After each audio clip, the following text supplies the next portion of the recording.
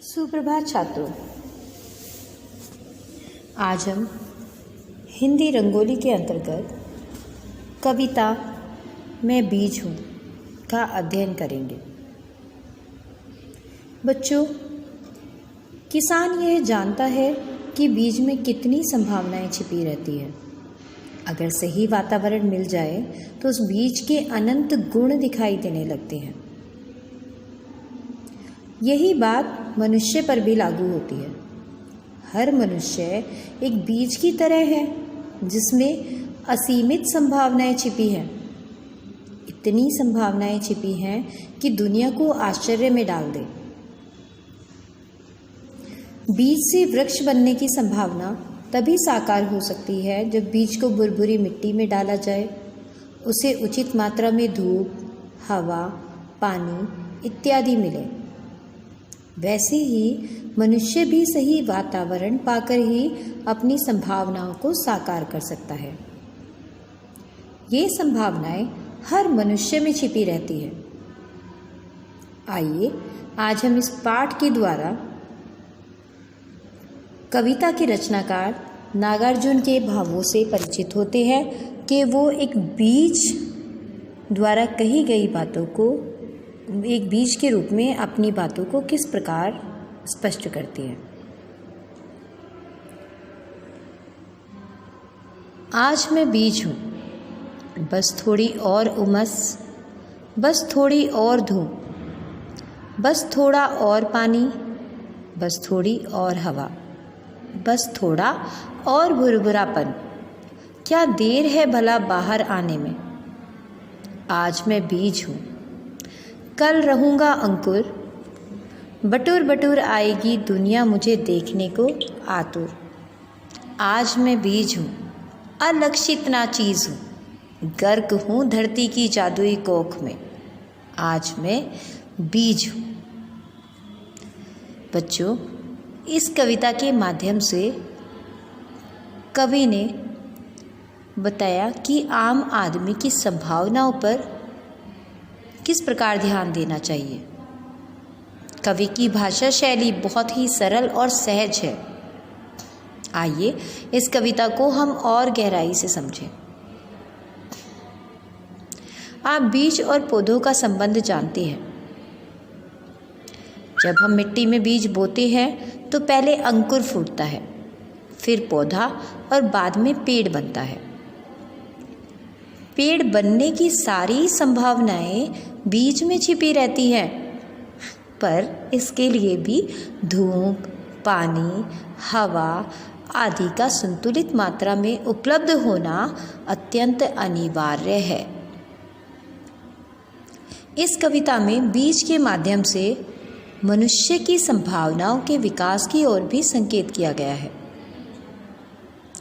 जब धरती से एक कोमल और सुंदर अंकुर फूटता है तो सभी उसे आश्चर्य से देखते हैं, लेकिन यह अंकुर जिस बीज से फूटता है उस पर कोई भी ध्यान नहीं देता।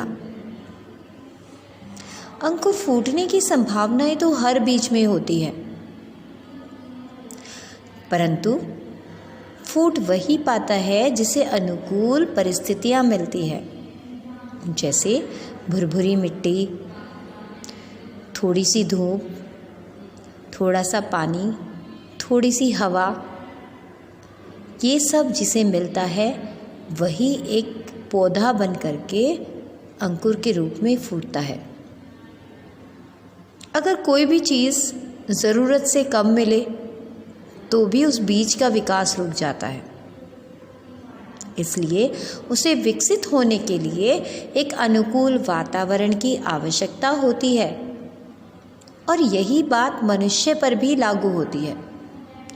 मामूली से मामूली इंसान को भी सही परिस्थितियों और सही वातावरण की ज़रूरत होती है। यदि सही वातावरण और सही परिस्थितियां मिल जाएं, तो एक मामूली इंसान भी बड़े से बड़ा काम कर सकता है।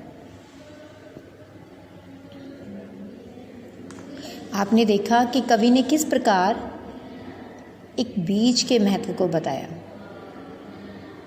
जिस तरह से किसी भी बीज के अंकुरित होने के लिए धूप, उमस, पानी, हवा और मिट्टी का भुरभुरापन चाहिए, उसी तरह किसी मनुष्य में निहित संभावनाएं तब साकार होती हैं जब उसे सही वातावरण मिले।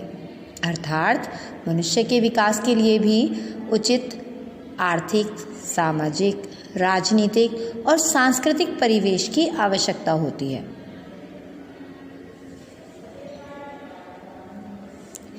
बीज का अपने बारे में ये कहना कि उसे बाहर आने के लिए अर्थात अंकुर बनने के लिए थोड़ी सी उमस, धूप, पानी, हवा और भुरभुरापन चाहिए, तभी वह बीज कल अंकुर बनकर निकलेगा और सारी दुनिया बेचैन और उत्सुक होकर उसे देखने के लिए आएगी। आज बीज दिखाई नहीं देता, वह बहुत छोटा और नाचीज है और धरती की जादुई कोख में खोया हुआ है। यहाँ पर धरती की कोख को जादुई क्यों कहा गया है? क्योंकि धरती की कोख में ही एक छोटा सा बीज एक पौधे के रूप में विकसित होगा और विकसित होते ही सबकी निगाहें उसकी ओर उत्सुकता से देखेंगी। बटुर बटुर आएगी दुनिया। इन शब्दों से कवि कहना चाहता है कि अनुकूल वातावरण पाने के बाद बीज की तरह ही एक तुच्छ सा इंसान भी इतना ज़्यादा महत्वपूर्ण बन सकता है कि उसके महत्व को पूरी दुनिया समझने लगेगी, पूरी दुनिया की निगाहें उसकी तरफ लग जाएंगी। बटुर बटुर देखने का मतलब है कि सभी का ध्यान केंद्रित हो जाएगा। हर मामूली इंसान भी इसी तरह उचित संसाधन पाने पर अपना विकास करके सबको हैरत में डाल सकता है। यह साधारण और अपेक्षित लोगों में विश्वास भर देने वाली कविता है। कवि बीज के माध्यम से अपनी बात कहता है और बीज एक दबे कुचले मनुष्य का प्रतीक है। जिस तरह बीज में संभावनाओं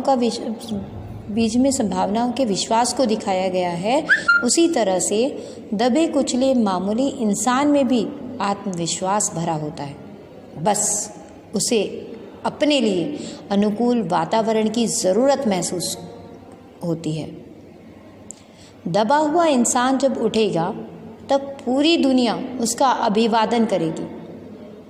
प्रकृति और साधारण इंसान दोनों के संदर्भ में इस कविता को समझना आवश्यक है।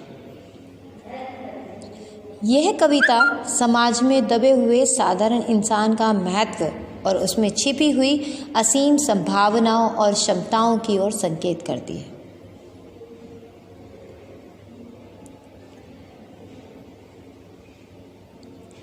मैं आशा करती हूँ कि आप सभी को कविता भली भांति समझ में आ गई होगी।